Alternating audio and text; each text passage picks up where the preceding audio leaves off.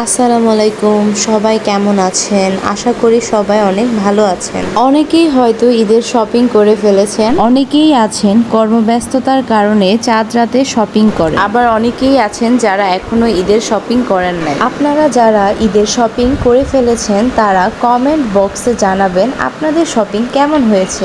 আমরা ইফতার করার পরপরই মার্কেটের জন্য বের হয়ে গিয়েছিলাম। এই রাস্তাটার কথা তোমার মনে আছে? প্রত্যেকদিন আমাকে নিয়ে যেত।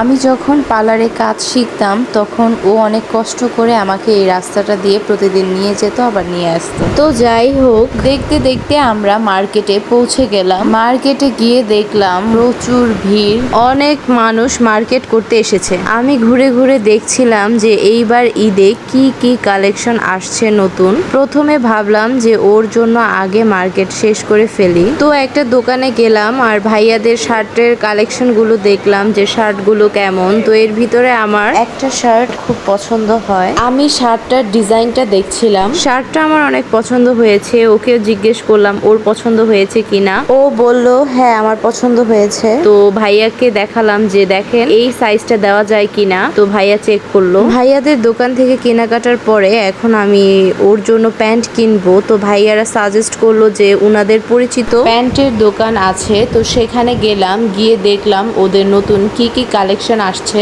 এর মধ্যে দিয়ে একটা মজার ঘটনা ঘটে যায়। যে ভাইয়াটা আমাদেরকে কালেকশন দেখাচ্ছিল সেই ভাইয়াটা এই ভাইয়াটাকে কালেকশন দেখানোর জন্য বসতে বলে। ভাইয়াটা আস্তে করে বসে পড়ে। কালেকশন দেখার পরে ভাইয়াটা আস্তে আস্তে অনেক কনফিউজড হয়ে দাঁড়ায়। ভিডিও এডিট করার সময় এই বিষয়টা দেখে আমরা অনেক হাসাহাসি করছিলাম। আপনারা ভিডিওটা আবার দেখুন, মজা পাবেন।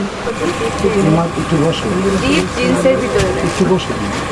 এই যে এখানে একটা জিনিস যেটা ছিল সেটা 5টা 6 টাকা লাগছে। আমাকে ভালো লাগে